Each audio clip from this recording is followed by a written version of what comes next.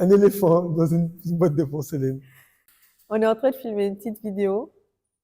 Non, c'est bon. Non, tu peux aller, Non, on te filme, voit on va pas, couper mais c'est après. juste.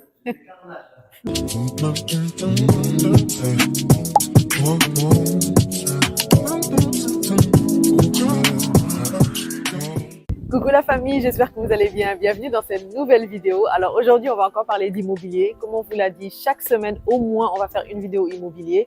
Et du coup, aujourd'hui, je vais interviewer un invité spécial. Vous allez le découvrir. Ce n'est autre que mon mari. On va parler un peu de Dakar, on va parler du Sénégal, du retour au pays, de la diaspora, du projet un peu moins parce que vraiment, on veut parler d'immobilier et de pourquoi nous, notre expérience nous a vraiment amené ici en fait, là où nous sommes aujourd'hui. Alors, si vous avez des questions, n'hésitez pas à les écrire en commentaire. Et j'ai oublié de vous dire, c'est la première fois que vous me voyez. Je me présente, mon nom c'est Ama, je suis créatrice de contenu et entrepreneur. Et sur cette chaîne, on parle de beaucoup de sujets, dont l'immobilier. Donc si c'est quelque chose qui vous intéresse, l'immobilier en Afrique, investir en Afrique, le retour au pays, n'hésitez pas à laisser un like, un commentaire et surtout à vous abonner pour les prochaines vidéos. Allez, c'est parti pour la vidéo. Ouais, c'est fou, hein. Je sais pas si tu te rappelles encore des années au Canada. Ouais, De porte à porte. on a trimé. Là, ça fait quoi? On est 2021, 2025, ça fait 4 ans maintenant. Ouais. Et le pire, c'est que pendant qu'on était là-bas, on pensait vraiment être dans le bon chemin. On était en train de galérer. On avait des crédits à payer. On s'est retrouvé à faire du porte-à-porte. T'as l'impression que Dieu nous a giflé pour nous dire, tu sais quoi, tu vas faire un boulot très difficile. Puis je vais te renvoyer chez toi pour que tu vois qu'en fait, c'était mieux que tu restes à la maison, quoi. Ah non, c'est fou et j'aurais jamais pensé que que ça se serait passé aussi bien le retour. Parce que je me rappelle quand tu m'as dit bon, ce serait mieux qu'on aille vivre au Sénégal, j'étais en mode qu'est-ce qu'il raconte? Oui, mais le truc que j'ai remarqué, c'est que les Sénégalais voient le pays par rapport à leur point de vue. Ils le voient par rapport aux parents, par rapport à l'éducation. Moi, j'ai tout simplement vu un pays qui est très ouvert, des gens qui travaillent très dur, un pays qui est indépendant depuis très peu de temps. Et moi, je peux te dire, parce que en Martinique, on a plusieurs îles à côté, et les pays qui sont indépendants à côté, comme Sainte-Lucie, la Dominique et tout, ils sont complètement dans la galère. Alors qu'au Sénégal, les gens, ils ont un potentiel élevé et ils sont travailleurs, ils sont demandeurs. C'est ça que j'ai vu. Donc, moi, je pense qu'après 4 ans, j'ai pris la bonne décision, un peu pour tout le monde. Je me suis un peu imposé chez la belle famille, mais je pense que tout le monde est content qu'on soit réunis, quoi. Puis j'ai remarqué qu'il y a une sorte de malédiction qu'il y a sur l'homme noir en général, c'est qu'on coupe les enfants de la famille par des études dans les pays blancs. On va galérer pour être en compétition avec eux là-bas, pendant que nos parents vieillissent. Ouais, on les voit pas vieillir. Ouais, moi, je me rappelle, ça a été vieillir. un choc. Quand je suis revenue, puis j'ai vu papa qui avait pris de l'âge, en fait, parce que sans m'en rendre compte, j'avais fait 10 ans hors du Sénégal et je ne m'en suis vraiment pas rendu compte. Et chaque fois quand je le dis, je me choque moi-même. Et quand je le dis aux gens, ils sont en mode waouh, t'as fait 10 ans là-bas. Non, mais c'est grave. Les gens ne comprennent pas. Quand tu dis ici qu'on a combien? 16, 17, 20 millions. Bon, c'est pas recensé, mais disons 16 millions de personnes au Sénégal. Oui, d'habitants, ouais. C'est énorme. C'est-à-dire que tu as la main-d'œuvre, tu as l'expertise, tu as les plus grandes personnes en termes de mathématiques, de philosophie. Bref, tu as un bassin énorme et tu veux quand même aller à l'étranger. Donc, je pense que j'ai pris la bonne décision. Je me sens chez moi partout dans le monde, mais je me sens plus chez moi ici parce que je suis avec des personnes qui t'apprécient pour ce que tu es, quoi. Ouais. Donc, c'est ça. Parce que lorsqu'on était au Canada, on essayait de s'intégrer à fond, comme toute personne qui est en France et tout. Mais arrivé à un certain point, on te rappelle que tu n'es pas du pays. Que tu n'es pas de là, ouais. On te rappelle que tu n'es pas du pays. Mais là, j'ai l'impression que avec tous les projets immobiliers, tout ce qui est en train de se faire ici, le Sénégal rappelle aux Sénégalais qu'ils sont Sénégalais pour qu'ils reviennent chez eux. C'est vrai. Et le nouveau gouvernement s'inscrit en plus bien dans cette ouais, des fois, les gens me disent, là. ouais, je suis pas sûr, est-ce que le gouvernement, machin. Le gouvernement est en train d'envoyer tous les gens qui ne sont pas censés être d'ici pour que toi, tu reprennes ta place. C'est ça le truc. Moi, actuellement, je suis pas chez moi. Pourquoi? Parce qu'il y a des personnes béquées, blanches, bref, je vais pas revenir là-dessus, qui mangent sur notre tête. Donc, c'est exactement ça. Ouais. Ce dont je voulais que tu parles, c'est ton processus de prise de décision. Parce que j'ai trouvé ça tellement illogique quand tu m'as dit allons vivre au Sénégal. Parce que quoi, ça faisait 2 semaines que tu connaissais le Sénégal réellement. C'est-à-dire, on est venu ici pour le mariage. Ensuite, on a fait 2 semaines à Dakar. On est parti au Canada en fin août. Et à la mi-septembre, tu m'as dit allons vivre au Sénégal. Et tu avais le choix entre ici, enfin, entre le Sénégal et la Martinique. Et puis, logiquement, tu serais allé normalement dans ton pays d'origine. Ici, tu parles ni la langue. Tu connaissais vraiment personne. Tu connaissais ta belle famille depuis peut-être 2 semaines. Et puis... Oui, en fait, je l'ai expliqué un petit peu sur la première vidéo. Je parlais de spirituellement, je parlais d'énergétique, je parlais aussi de mouvement d'eau. Le mouvement d'eau, c'est lorsque tu vois les pays vieillissants, les gens qui commencent à galérer, les gens qui font beaucoup d'efforts pour survivre dans les pays blancs, alors que chez eux, c'est le paradis. Il fait beau ici, il fait beau chez moi. Par contre, chez moi, il y avait les béquets, il y avait la difficulté, il y avait le Covid, il y avait beaucoup de personnes qui étaient en train de tuer, on l'a pas dit, mais il y avait l'armée qui venait, et puis nous, on assassinait les gens là-bas, parce qu'on n'est pas dans la teranga là-bas, on est violent. Et ce qui se passe, c'est que lorsque j'ai vu ça, je me suis dit où je voudrais faire un enfant. Où je voudrais faire un enfant. Donc, à toute personne qui est en train de se poser la question par rapport au Sénégal ou à l'Afrique, dis-toi juste, est-ce que ton enfant, il serait pas beaucoup plus pâle, en train de mettre de la crème à gogo, pour que sa peau paraisse bien, en étant au Canada, à Montréal ou bien dans n'importe quel autre pays nord-américain. Donc, lorsque tu comprends ça, tu prends des décisions pour après. Et c'est ça que j'ai voulu, c'est que j'ai pris des décisions pour après. Donc, quand tu vois qu'une décision est bonne, dans 5 ans, tu la prends tout de suite.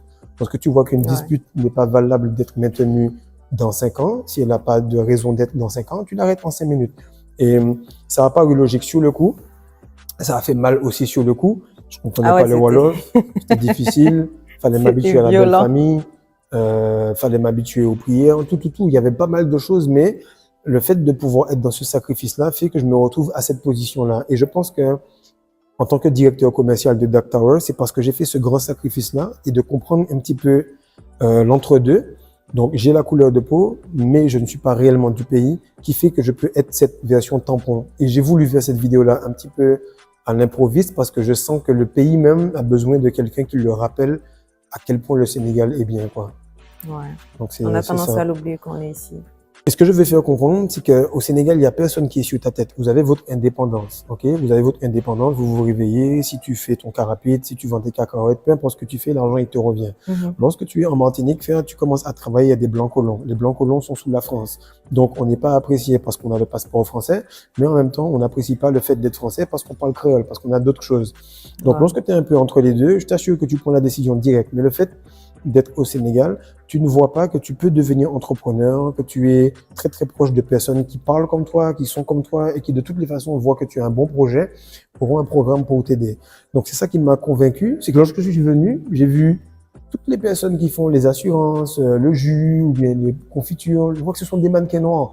Pour toi qui regardes ça sur YouTube, tu vas te dire putain c'est trop bizarre, mais t'as qu'à regarder en Martinique ou au Mexique ou ailleurs, on va toujours prendre des gens clairs de peau. Et ça m'a fait un choc et je me suis dit, c'est bon, j'en ai marre d'être là avec des gens... Bref, tu vois, je vais pas dire le truc, être un peu agressif, mais j'ai pas envie d'être là tout le temps à courir après un respect, sachant que je peux vivre dans un endroit où il fait beau, il fait chaud. D'ailleurs, la plupart des gens qui sont en train de prendre des biens à Dark Tower, ce sont des gens qui sont en train d'être un peu dans la dépression. Et ils commencent à rentrer chez eux parce que ben, le soleil te manque. Ils prévoient leur retour. T'es pas fait pour rester dans la neige, t'es pas fait pour rester là-bas. Et tu sens que d'autres personnes sont en train de retourner chez elles, tout simplement. Ouais, il y avait le couple qu'on avait rencontré avant-hier qui disait qu'ils préparaient leur retour parce que ça devenait invivable un peu. Ouais, donc les gens, ils prennent ça pour investir, mais réellement, ils voient que l'investissement est tout simplement un signe qu'ils doivent rentrer chez eux. Parce que si tu as investi pour des études, pour ensuite galérer pour travailler là-bas, et que maintenant, on a plusieurs banques, plusieurs choses, plusieurs aides qui te forcent quasiment à prendre ta décision pour revenir chez toi, c'est que c'est le moment de le faire, tout simplement. Et qu'est-ce qui te fait croire que le pays va évoluer? Ce que j'ai remarqué avec le pays, c'est qu'il évolue très vite. Si tu prends par exemple le plateau, il y a des constructions partout. Si tu vas ensuite à Saly, c'est pareil. Au point maintenant, à Amitié, c'est la même chose. Il y a des constructions un peu partout. Ça pousse très très vite. Donc, il faut être vraiment aveugle pour ne pas voir que le pays est en train de progresser. Le problème est que les personnes qui voient le projet sont celles qui sont sur le continent et n'ont pas la vision des autres qui sont à l'extérieur. Lorsque tu vois un projet comme ça évoluer, ou tu vois l'immobilier évoluer, toi, ta petite vie a l'air d'être la même tous les jours, mais en réalité, le gouvernement d'avant a approuvé, le gouvernement de maintenant a approuvé. Cela veut tout simplement dire que de toutes les façons, le pays doit évoluer. Je l'avais dit dans la première vidéo, beaucoup de gens qui ont appelé et qui ont pris leur bien ont compris cela, mais ce n'est pas un projet en réalité. Il faut que tu reviennes chez toi parce que tout te montre que c'est la merde. Actuellement, la France est en train de galérer, tu dois justifier même pour faire un virement. Nous, on te dit que même avec un extrait de naissance clair, tu peux faire un papier pour avoir un bien. Donc, je sais pas quoi faire d'autre pour expliquer aux gens pessimistes que les choses sont plus qu'optimistes ici, mais ça se voit que le Sénégal est en train d'avancer. Okay? Là, on est avec la S-Douane, il y a des facilités avec la NBA, il y a encore Rolex ou des grandes marques qui sont en train de s'intéresser à ici. Et la seule chose qui fait que le Sénégal était difficile d'être pénétré, c'est justement le Wolof. Et ce qui fait que le Sénégal est un pays qui est cool à pénétrer, c'est parce que le pays est bien. Ce n'est pas un pays violent. Donc, peu importe le régime que tu auras, l'essence même du Sénégalais, la teranga qui sommeille en chaque Sénégalais, fait que les gens voient que c'est un bon endroit où investir. Et si les gens voient ça, alors qu'ils n'ont aucune aide, qu'ils doivent payer directement sous fonds propres, alors que toi, on t'aide, ben, ça veut dire que les gens savent que tu es pessimiste et ils font en sorte que tu aies des facilités pour contrer cela. Et c'est pour ça qu'on fait la vidéo aujourd'hui, justement. Ouais. Je voudrais te poser une question, voir comment tu répondrais. C'est pourquoi Dark Tower? Parce que des fois, il y a des gens qui... J'ai vu des commentaires où on m'a dit « Oui, mais vous faites des placements de produits. » Ben, moi aussi, j'ai une page YouTube, puis les gens pensent qu'on est là pour s'amuser. Tu vois, on n'est pas là pour rigoler. Si on fait des placements de produits, c'est que ça va t'aider également. C'est parce que ça va te permettre de comprendre un petit peu le produit et ça va nous aider à ne pas perdre notre temps. Toute vidéo YouTube a un objectif, c'est de placer un produit. Et même si tu places pas de produit, les vues génèrent de l'argent. Oui, tu te places toi-même. Exactement. Donc là, qu'est-ce qu'il y a avec Dark Tower? C'est que c'est le seul projet de grande envergure qui va permettre à cette capitale de devenir aussi forte qu'elle n'est populaire. Et reconnue, ouais. Parce qu'elle est reconnue, elle est populaire, et lorsque les gens viennent ici, ils se disent, il y a encore un grand écart. Ok? Oui, un grand écart. Ouais. Moi, je le dis, j'ai pas de masse là ou quoi que ce soit, frère. Tu es tout simplement au feu rouge, tu essaies d'accélérer, il y a un cheval dans la route. Tu vois? C'est pas une capitale pour l'instant. C'est simplement une capitale qui mérite d'être placée aussi haut que Paris ou Tokyo ou bien encore New York. Mais quand tu entends Dakar, surtout avec le clip de Booba qui l'a placé très très haut, et tu vois ce que c'est, tu te rends compte que il y a un grand potentiel. Ok?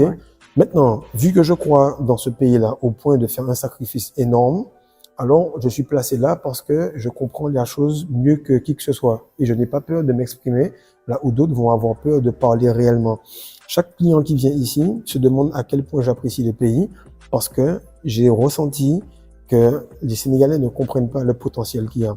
Lorsque tu viens, et que tu peux avoir le même luxe que tu as eu à Dubaï, que tu as eu ailleurs, mais que tu as l'authenticité du pays, là, tu peux dire que le pays est bien. Ouais. Mais lorsque tu reviens et que tu dois encore avoir les mêmes choses à l'ancienne, et toi, je te parle en tant que gars qui est de la diaspora, qui est en France, qui a évolué, mais que tu as la même éducation, la même mentalité, le même ralenti et tout ça, ben Dark Tower, il fait le tampon sur ça. Et Dark Tower va permettre à n'importe quel client de n'importe quel pays, italien, français ou asiatique, de pouvoir connecter avec ton pays, faire entrer de l'argent dans le pays.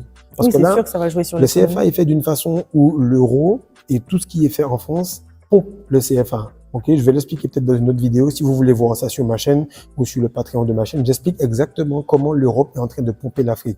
Ce gouvernement-là est en train de se débarrasser de toutes ces personnes. Et pendant qu'il se débarrasse de cela, vous avez ce sas un petit peu entre les deux, qui est Dark Tower, qui va faire que ça va générer de l'argent à l'opposé. Donc, pour une fois, tu auras un tourisme de masse qui sera complètement africain, ce qui se fait déjà à Abidjan, ce qui se fait déjà à Marrakech. Et là, on a un pays qui est entre les deux. Il a un peu ce temps sec et sablonneux qui se fait au Maroc, mais on n'a pas les pluies qu'il y a à Abidjan. Donc, d'où le taux de remplissage, d'où tout ça. Mais c'est pour ça que j'ai apprécié le projet de Dark Tower. D'ailleurs, la première vidéo n'était pas un placement produit, c'est juste que je voulais... Ah oui, on était des clients, on voulait des clients, on était des clients, on voulait prendre un produit, on était en train de voir avec la BHS. On est en cours de... Ouais, on est en train de placer notre truc avec la BHS et tout. C'est simplement pour expliquer que c'est la vibration. Quand tu apprécies quelque chose, tu finis à un endroit où d'autres ne peuvent pas aller. Donc là, comme j'ai compris, j'ai apprécié et j'ai fait les sacrifices, je me retrouve tout simplement directeur commercial de Dark Tower, tout simplement. En tout cas, c'est une belle aventure et puis on est en train de voir ce que... En fait, les possibilités sont juste infinies. Il y a tellement de possibilités et d'ouverture que ça donne. Et les gens qui viennent visiter, c'est quand ils voient et puis qu'ils se disent « Ok, ça c'est juste un tiers du projet qu'ils réalisent le niveau, l'immensité de ce que ça représente. » Et ce qui se passe, c'est que quand tu vas aller sur les réseaux, beaucoup de gens vont commenter encore plus vont regarder, très peu vont acheter. Mais ceux qui viennent ici, ils sont pas là pour rigoler. Les gars, ils comprennent qu'ils l'ont vu en Malaisie, ils l'ont vu à Singapour, Ouais. ils l'ont vu à Dubaï, et ils se disent, merde, si mon pays qui est super bien peut enfin avoir ce Ce type-là, genre de bien, ça ouais. me permet d'être sécurisé et d'avoir les deux. Donc, je Ouais. rentre. Donc, les gens, ils investissent parce qu'ils veulent pas habiter là et ils veulent tout simplement avoir leur bien à Sali, je sais pas moi, à Guédiawaye, peu importe l'endroit où tu habites, mais ils ont tout simplement cette possibilité de rentrer avec un fonds. Maintenant, ce que je remarque, c'est que le Sénégalais a besoin de voir pourquoi. Pourquoi? Parce qu'il a été très, très déçu. Il a eu beaucoup de difficultés, il a eu beaucoup de déceptions. Ce genre de projet-là ne se fait pas en un claquement de doigts. Et si 2 ou 3 gouvernements le poussent l'un après l'autre, c'est parce qu'ils voient la vision, ils sentent qu'ils ont besoin d'aide, et ce n'est pas un projet spécialement Dak Tower, c'est un projet qui Pour est Dakar. complètement africain en général. Ouais. Et lorsque j'ai pris la décision de venir ici, c'est parce que j'ai vu ce qu'on appelle le mouvement d'eau. Le mouvement d'eau, c'est lorsque ils font des programmes, ok, ils font des films, ils font des choses pour que tu ailles ailleurs. Pendant ce temps, ils viennent investir chez toi. Autre chose que tu vas remarquer, c'est que lorsque toi tu veux aller en France, ils vont jamais te placer à Bordeaux. Ils vont Oui, jamais te placer à Marseille, dans un endroit bien, non. Ils vont te foutre à Lille, à Rouen ou à Rennes. Au Ou Canada, c'est à bien ils vont te mettre à Chicoutimi, Chicoutimi, il fait super froid. Tu vois que tu as le teint clean, mais en fait, tu es en train de perdre ta ton glow, mélanine. tu es en train de perdre ta mélanine et tu es en dépression. Donc là, il est temps de rentrer. On est en 2025 et il est super important que les personnes ne soient pas en train de se dire il faut que je vois pour croire. Un investissement, c'est la preuve que tu as une forme de vision où tu peux voir les choses à l'avance. Donc, on va faire des vidéos peut-être tous les 2-3 jours pour que vous compreniez. Posez vos questions dans les commentaires. Répondez-nous si nous avons oublié quelques sujets. N'essayez pas d'être gentil ou quoi que ce soit. Dites vraiment ce que vous avez sur le cœur afin qu'on puisse y répondre tout simplement.